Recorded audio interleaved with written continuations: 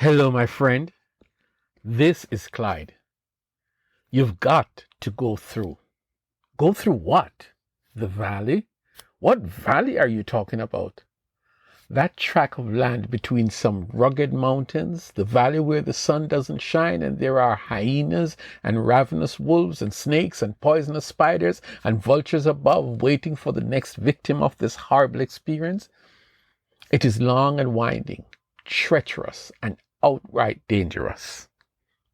Even though I walk through the darkest valley, I will fear no evil, for you are with me. Your rod and your staff, they comfort me. Psalm 23 and verse 4. The description above is fictional. Let us, however, throw out the fiction and talk about that time in your Christian experience. And it is just like what I described above. It is dreaded, desolate, deadly. It is the valley of the shadow of death. For the Christian, it is real. Most times you have no prior warning what is up ahead.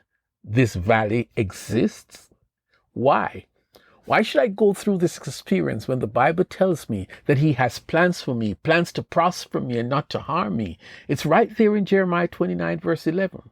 So what should I make of this when I am in the valley?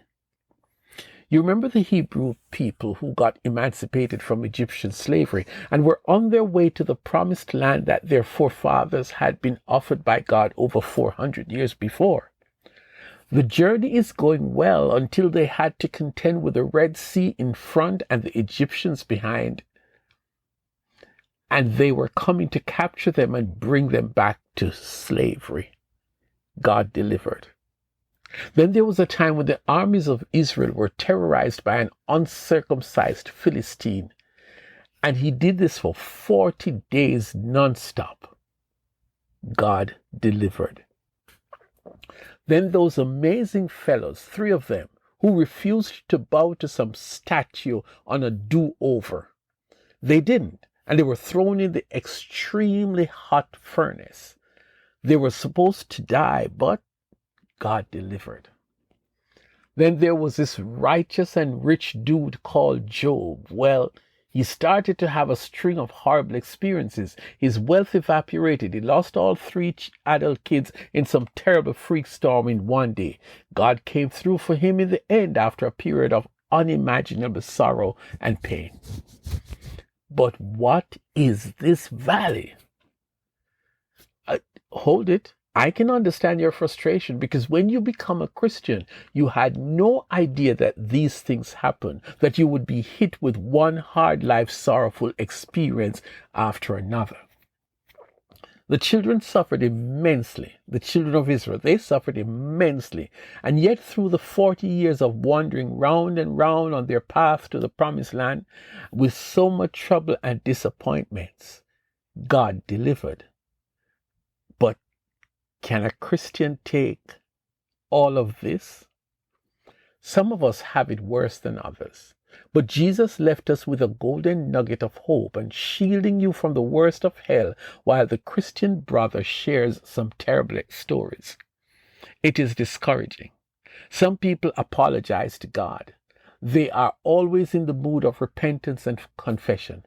But in the end, they are still in the valley. Let me identify some other versions of hard challenges. But we have this treasure in jars of clay to show that this all-surpassing power is from God and not from us. We are hard pressed on every side but not crushed, perplexed but not in despair, persecuted but not abandoned, struck down but not destroyed. We always carry around in our body the death of Jesus, so that the life of Jesus may also be revealed in our body. For we who are alive are always being given over to death for Jesus' sake, so that His life may also be revealed in our mortal bodies. So then, death is at work in us, but life is at work in you. 2 Corinthians 4, verses 7 to 12. What do we do? What do we do when we're in the valley experience of our Christian walk? Job, he did not curse God. That man suffered untold pain, and you could argue that this righteous man did not deserve it. But let us hear him while he is still suffering. But he knows the way that I take. When he has tested me, I will come forth as gold. Job 23 and verse 10. Is that it? You mean like when my fiance ended our engagement abruptly?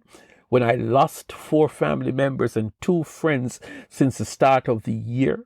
When I lost my job over 6 months ago and nothing is happening and I've had to move back in with my parents? When my husband cheated or my best friend betrayed me? It is unbearable, my friend. Job talks about God testing him, and he relaxes in the promise of God that the Christian will come out as gold on the other end. David says he doesn't fear the evil because God is with him. Psalm 23 and verse 4. Isaiah writes that when we go through the waters, God will be with us. Isaiah 43 and verse 2. When my best friend sends me a Bible verse out of the blue that says, I will never leave you nor forsake you. Joshua 1 and verse 9. What do? I might feel as if God has abandoned me, but something in the back of my mind says that that is not true. I feel my world is caving in on me, and God sends a word to not get crushed by anxiety, but to find peace in the storm.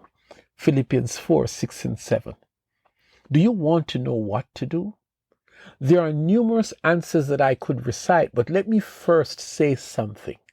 No matter how dark the valley may be, no matter how painful the loss you're feeling, no matter how deadly the storm, God says he will deliver you. You've got to trust him. You've got to find the courage to believe what he says. His word is true. He is not a man that he should lie, and there is no storm bigger than my God, no valley deeper than my God, no struggles or emotional pain that is more awesome than my God. You see, Jesus is well aware of your struggles, your suffering, your pain, your heartache, your loss. He knows it all, and because he is bigger than these experiences that we bear from time to time, he gives us his word. He speaks an assurance into our ears. I have told you these things so that in me you may have peace. In this world you will have trouble. But take heart, I have overcome the world. John 16 and verse 33. Are you facing your valley experience now? Up ahead, there is sunshine. Up ahead, the valley gives way to a loaded table with goodness and mercy and super blessings. I'll say this, and then I will end. Do not give up. Go through the valley because he is with you and will land you on the other side.